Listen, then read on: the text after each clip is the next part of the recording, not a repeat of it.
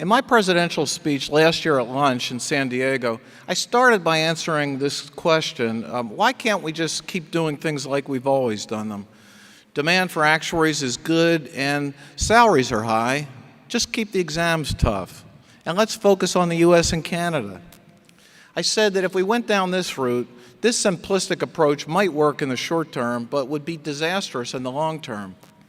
Insurance company consolidation, defined benefit plan shrinking, inroads by other disciplines, and continued outsourcing would make us irrelevant.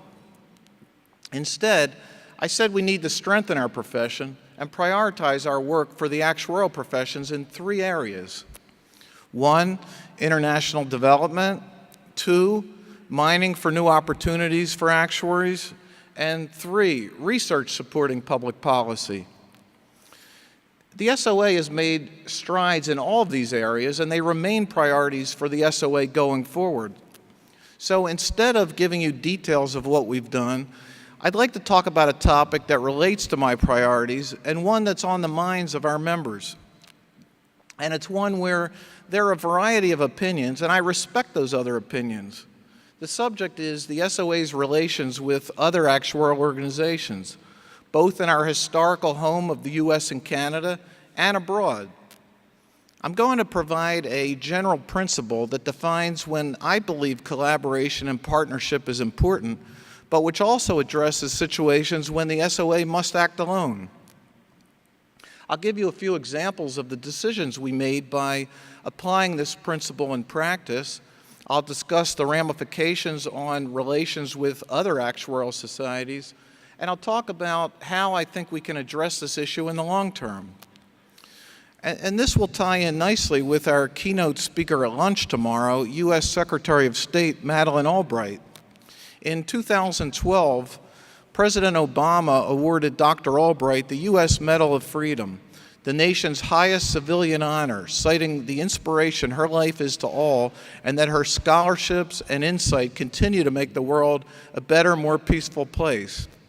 I can't think of a better person to help us understand how to broker a peace agreement on a global scale for actuarial organizations. So I'm going to ask her to become the SOA's ambassador to actuarial organizations. Just kidding. Let me first talk about the SOA's strategic plan, which drives all of the decisions we make as an organization.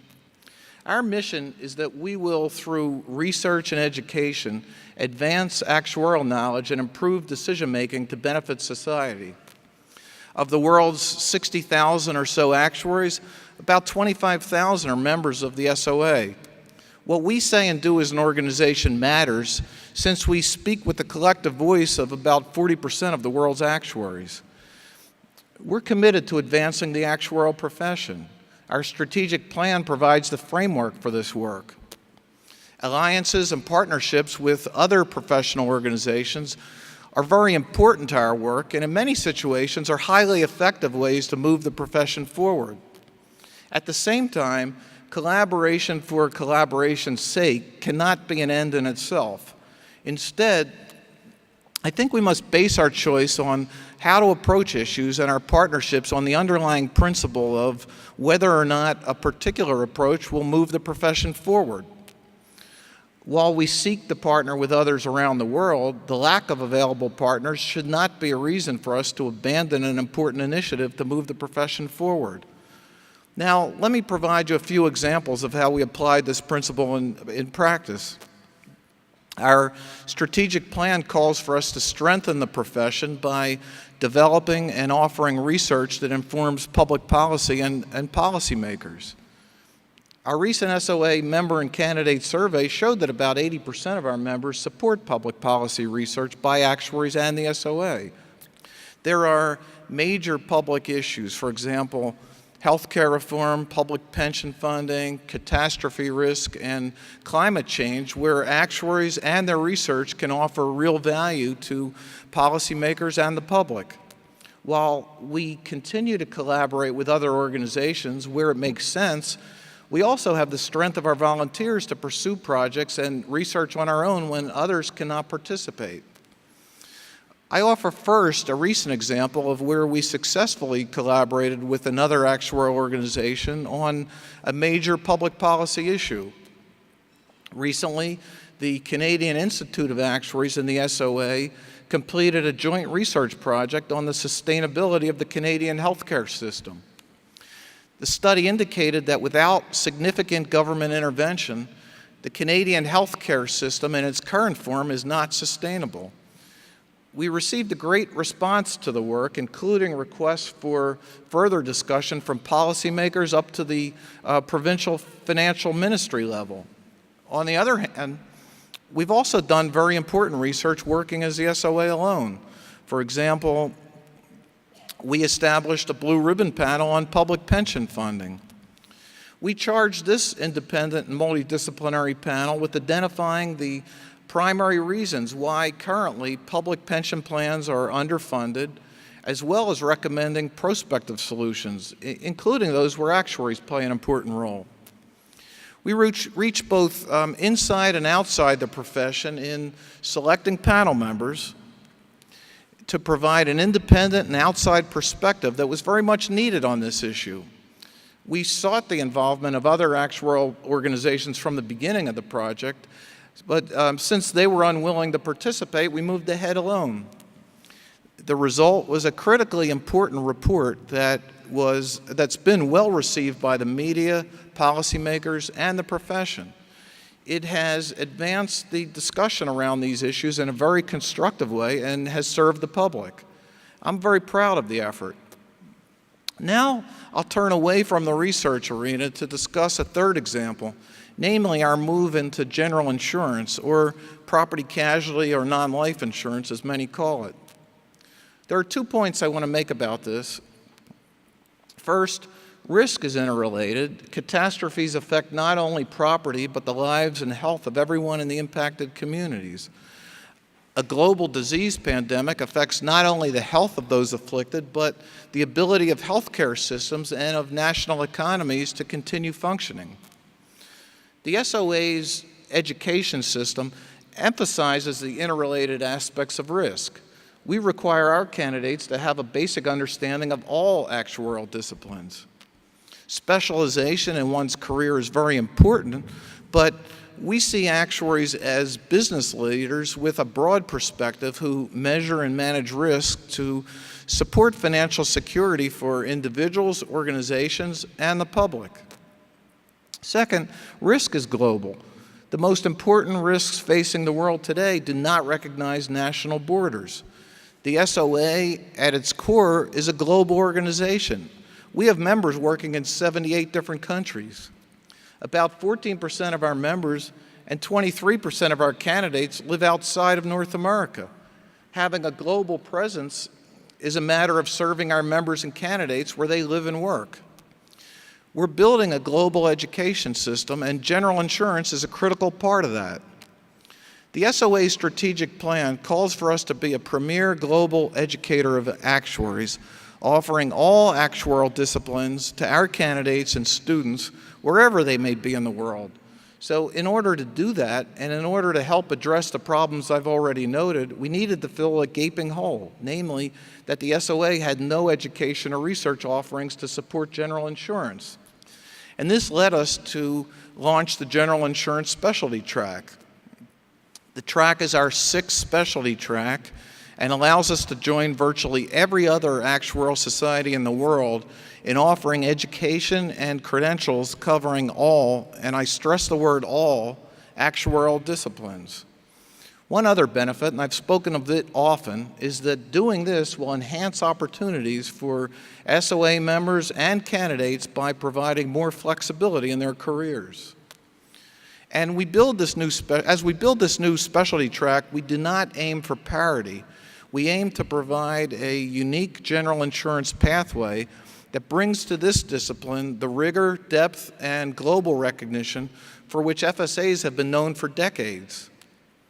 Many of you have said to me that consolidation with the Casualty Actuarial Society, the CAS, would have made this venture easier, and I agree with you. However, CAS leaders have been very clear that they want to remain independent. Therefore, we've built this track on our own and we'll continue to build it, strengthen it, and provide its benefits to the public, to regulators, to employers, and to our candidates and members. Now, I'll talk about the ramifications these decisions have had on our relationships with some actuarial organizations.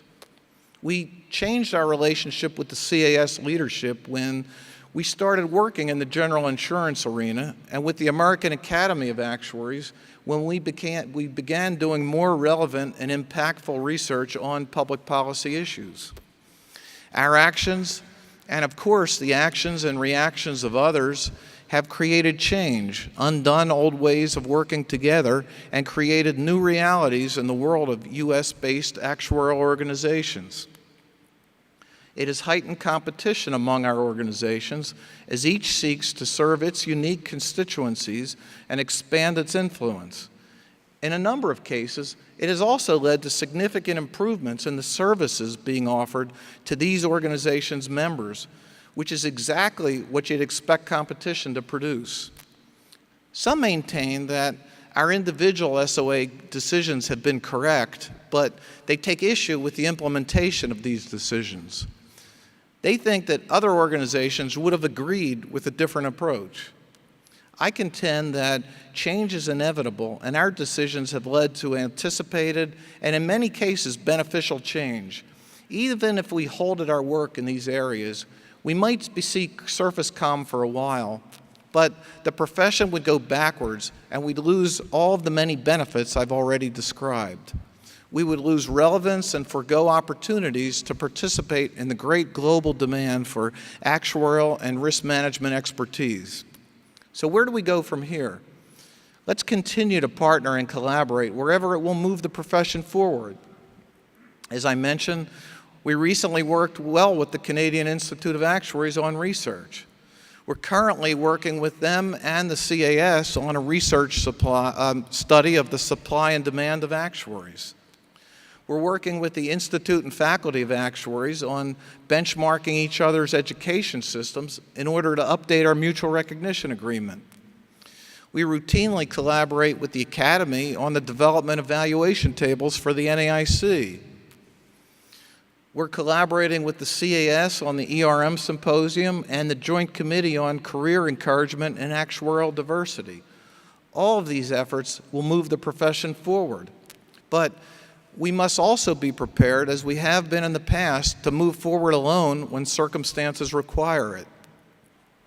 As I hinted earlier, I believe consolidation of the U.S. profession would be an even better answer than collaboration. I strongly believe that the U.S.-based profession would be better served and represented by a consolidated organization representing all practice areas and covering all aspects of the profession's activities, from education to research to public policy and professionalism. Having 5 U.S.-based organizations and strategic plans is ridiculous for a small profession. The most important advantage of consolidation is that we could develop a unified strategy applicable to the entire U.S.-based profession, calling on the resources and talents of actuaries across the profession. It would give us a way through a common governing structure to address complex issues as one body, rather than using our energy to resolve disagreements that inevitably arise from these issues. This would make us akin to virtually all of the other actuarial organizations in the world today and would allow us to collectively address all of the same issues with one voice. Second, the cost of coordination among multiple organizations is extremely high. We spend an inordinate amount of leadership, staff, and organizational energy and resources just to try to coordinate among ourselves. Does the U.S. profession really need 5 boards of more than 100 leaders in total? I don't think this makes sense at a time when our profession faces so many challenges and has so many great opportunities we could pursue. Third, the public would better understand who we are. The public, policymakers, and even many of our members don't recognize the differences between the SOA, the CAS, and the Academy. They think we're all the same, and I wish we were. I'd rather they understand the value of the actuarial profession in their everyday lives, not the role of any particular actuarial organization. But no matter how great an idea I think consolidation is, there are practical implications I cannot ignore. And despite how persuasive I might think I am, I have not seen the leaderships of other U.S.-based organizations share my views on the benefits of consolidation.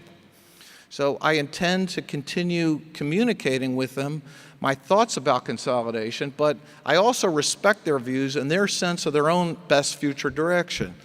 Just like collaboration, consolidation is an approach intended to achieve a plan and not a strategic end itself. While I think it would be easier to achieve the good ends we seek on behalf of the profession with consolidation, we can also do it without consolidation, and the SOA has built a strategic plan to do that. So to that end, the SOA must remain focused on its mission and vision to realize a prosperous future for all actuaries. My priorities this year and the progress we've made together will not end with my presidency. I'll remain a member of the leadership team and the board for 2 more years to support these priorities and other strategic directions for the SOA and the actuarial profession. On that note, I want to thank all of the members of the SOA board for their dedication this year. I want to thank Earl Kramer for his teamwork this year. Earl flew halfway around the world for me with 1 day's notice to participate for me at the East Asian Actuarial Conference. That's a true friend. Earl, I wish you luck. I look forward to hearing your ideas for the coming year, and I stand ready to support your endeavors. Many of you have asked what it's like being president of the Society of Actuaries. My friend and past president, Tanya Manning, told me the year would fly by. It did, faster than the speed of light. The opportunity to help advance the actuarial profession, lots of hard work and travel, the opportunity to meet many members, leaders, and friends from all over the world. Very humbling, many ups and downs, and many of these at the same time. For example, I'm experiencing both emotions right now. My friend Brad Smith said that being president of the SOA had been one of the great privileges of his professional life. I agree with Brad, although I even think that's an understatement, and I'll explain that with a story. My friend and former SOA president, Mike McLaughlin, once told me a story that says it all. During Mike's tenure, he was having a rough time at one point, and his wife Mary questioned him if it was worth it. Mike showed Mary a letter from another past president who was RSVPing to a past president dinner invitation. He wrote that he couldn't attend the event because he was experiencing the early stages of Alzheimer's. This past president told Mike that as he slowly loses his memory, he sincerely hoped that among his last memories would be his time as SOA president. The SOA actuaries and the profession have provided a home for me over the years, and when I think of home, I think of family. I wish you all the best personally and professionally, and I thank you deeply for the support you've given me throughout the past year.